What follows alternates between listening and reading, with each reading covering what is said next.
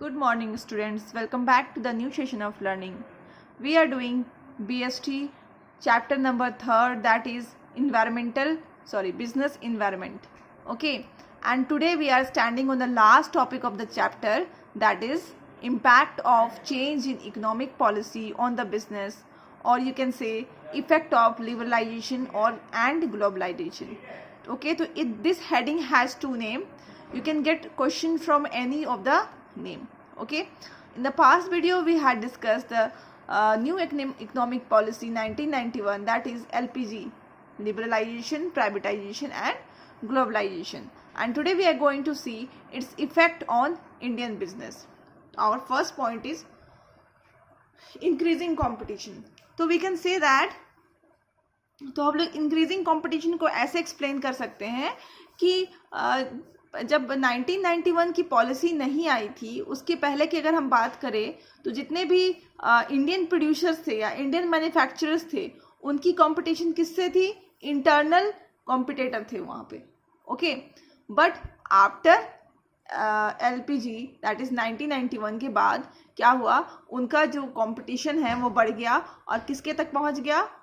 अब उन्हें जो फॉरेन कंपनी, अब तो फॉरेन कंपनी को छूट मिल गई थी कि आप आइए इंडिया में इन्वेस्ट करिए, इंडिया में अपने प्रोडक्ट बेचिए, इंडिया में अपना बिजनेस इस्टेब्लिश करिए. ओके, क्योंकि वो जो रूल्स रेगुलेशंस था उसको बहुत ही लिबरल कर दिया गया था.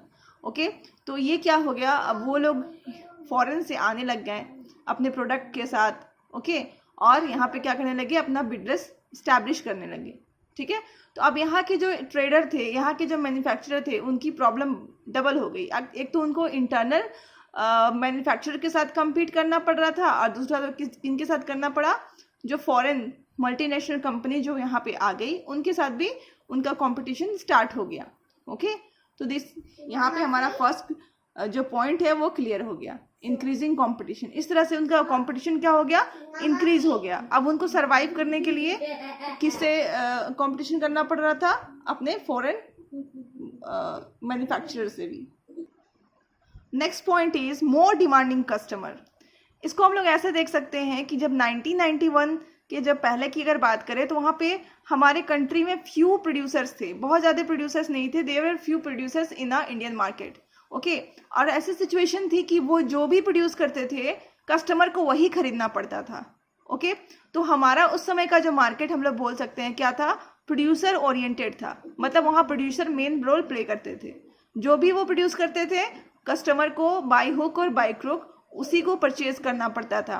वी कैन से दैट कि it was a time of monopolistic market. I think you had heard this term monopolistic market in economics.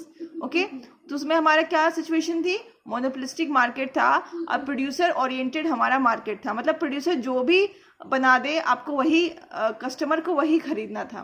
But after this policy of LPG और liberalisation and globalisation after 1991 the change came and the market become customer oriented. Customer oriented मतलब अब customer के demand को ध्यान में रखते हुए production करना स्टार्ट हुआ. ओके, अब बहुत सारे प्रोड्यूसर्स थे उस समय हमारे इंडियन मार्केट में. तो उसमें क्या होने लगा कि प्रोड्यूसर कस्टमर को क्या चाहिए, प्रोड्यूसर ये ध्यान में रखने लगे कि कस्टमर को क्या चाहिए, क्योंकि कंपटीशन काफ़ी बढ़ चुकी थी. तो इस समय का जो मार्केट था उसको हम लोग क्या बोलेंगे? कस्टमर ओरिएंटेड था. अभी जो प्रोडक्शन होने लगा वो कस्टमर को ध्यान में रख करके प्रोडक्शन होने लगा. Okay, third point is rapidly changing technological environment. We can say that जैसे ही हमारे पास फॉरेनर्स आए इंडिया फिर से मल्टीनेशनल कंपनी आई इंडिया, तो उसमें क्या हो गया? वो लोग एक नया टेक्नोलॉजी के साथ आए. ओके, तब जो इंडियन प्रोड्यूसर्स थे या मैन्युफैक्चरर्स थे उनको ये पता चला कि जो हम जो प्रोड्यूस कर रहे हैं वो बहुत ही एब्सोल्यूट है, मतलब ओल्ड टेक्नोलॉजी से है, और हमें भी क्या करना पड़ेगा? अपने आप को अपग्रेड करना पड़ेगा इनके साथ कंपटीशन के लिए. तो आप कह सकते हैं कि उस समय हमारे पास जो इन्वायरमेंट था वो टेक्नोलॉजिकल चेंजेस का इन्वायरमेंटल था. ओके, तो we can say that at that time the technology was rapidly changing.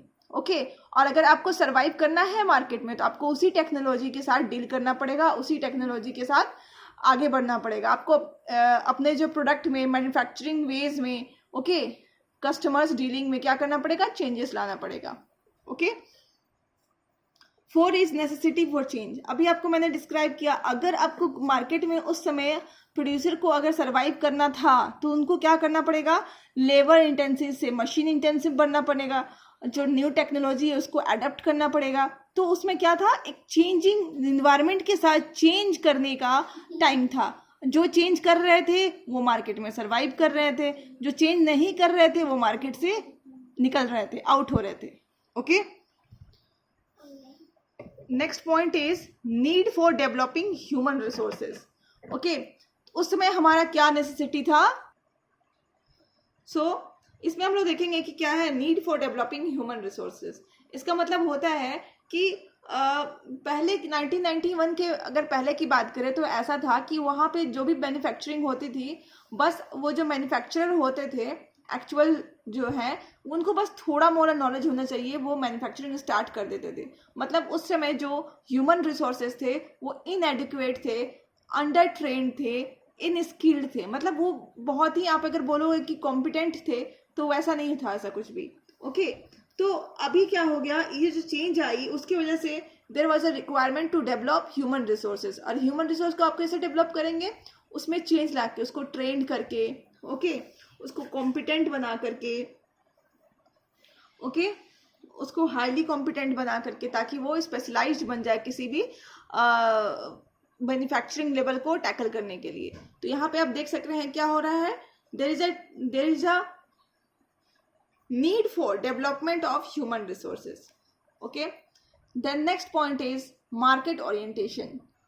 In market orientation आप कह सकते हैं कि क्या होता था कि पहले 1991 के बिफोर में ये होता था कि जो प्रोड्यूसर है वो क्या करते थे, प्रोड्यूस करते थे और कस्टमर को वो खरीदना ही पड़ता था. तो उसमें अगर आप बोलो तो सेलिंग कंसेप्ट फॉलो हो रही थी. ठीक है. बट 1991 के बाद में क्या हो गया कि जो प्रोड्यूसर जो भी मैन्युफैक्चर करता था वो कस्टमर को ध्यान में रख करके करता था. तो बाद 1991 के बाद का जो थिंग्स है उसको आप बोल सकते हैं कस्टमर ओरिएंटेड था. ओके. और उसको हम आप बोल सकते हैं कि वो मार्केटिंग कंसेप्ट फॉलो कर रहा था. मतलब they were producing the goods according to the need and demand of the customers. And previous to 1991 the producer used to produce themselves and they used to follow the selling concept. Okay. Then the last point is, sorry, not last but the second last, loss of budgetary support to public sector. It means कि पहले क्या होता था, आप देखोगे 1991 के पहले कि जितने भी पब्लिक सेक्टर थे उनको लॉस होता था. ओके. और उसके बाद भी वो क्या करते थे, जो हमारा जो गवर्नमेंट है वो बजट उनको दे दिया करती थी और वो बजट से वो क्या करते थे, उनका सारा लॉस का भरपाई हो जाता था और फिर से वो सर्वाइव, उनको खड़ा किया जाता था. आप बोलो तो मतलब अगर लॉस हो रहा है, ठीक है, जो भी गवर्नमेंट एम्प्लॉयज़ की सैलरी पेमेंट करनी है वो सारा एक बजटरी इन्वेस्टमेंट के थ्रू क्या किया जाता था, सैंक्शन कर दिया जाता था और उनको ये सब खुद से भरपाई कर दिया जाता था. ठीक है. तो बाद में जब 1991 के बाद में जो पॉलिसी आई उसमें क्या किया गया कि बहुत सारे सिक इंडस्ट्री जो है उनको बंद कर दिया गया. ओके. और बहुत सारे पब्लिक सेक्टर को भी क्या कर दिया गया, प्राइवेट सेक्टर में कन्वर्ट कर दिया गया. तो आप बोल सकते हैं कि ये जो है loss of budgetary support to public sector, आप इसको बोल सकते हो. ठीक है. ये एक पॉजिटिव था, पॉजिटिव आप बोलोगे कि इंडियन मार्केट के लिए एक पॉजिटिव ये था, स्टार्टिंग था. ओके. इसमें सबसे मेन चीज़ तो ये है कि जो पब्लिक सेक्टर लगातार लॉस करती थी और वो पूरा का पूरा गवर्नमेंट में डिपेंडेंट रहती थी, उनको या तो बंद कर दिया गया या तो प्राइवेट सेक्टर में कन्वर्ट कर दिया गया. ओके. और इसके साथ ही साथ उनको खुद से इफ़िशिएंट होने के लिए और खुद से, अगर वो लॉस कर रहे हैं तो खुद से सर्वाइव करने की बात कही गई. लास्ट पॉइंट है export a matter of survival. Okay. आपको पता है कि लिबरलाइजेशन में क्या हुआ, एक्सपोर्ट जो है फैसिलिटी या तो एक्सपोर्ट जो है उसके जो रूल्स एंड रेगुलेशंस थे उसको काफ़ी लिबरल कर दिया गया. तो बहुत सारे इंडियन एक्सपोर्टर्स क्या करने लगे कि एक्सपोर्ट पे फोकस करने लगे और एक्सपोर्ट पे, ताकि वो फॉरेन एक्सचेंज कर सके, या तो फॉरेन जो डॉलर्स हैं या तो फॉरेन करेंसी है वो क्या कर सके, अर्न कर सके और यहाँ पे हमारे इंडिया में ला सके उसको। और बहुत सारे लोग क्या किए, बहुत ज़्यादा प्रॉफिट कमाए इससे, एक्सपोर्ट से। ओके, उसका फ्यू एग्जाम्पल्स आप बोलो तो आज भी वैसे कंपनी है, रिलायंस कंपनी है, वीडियोकॉन है, सीएट टायर्स है, ये सब जो अपने एक्सपोर्ट मार्केट के थ्रू काफ़ी अच्छा शेयर अर्न किए उस टाइम पे। ओके, तो today I am stopping this, completing this chapter. In the next video we will start a new chapter. Till then, thank you, keep learning.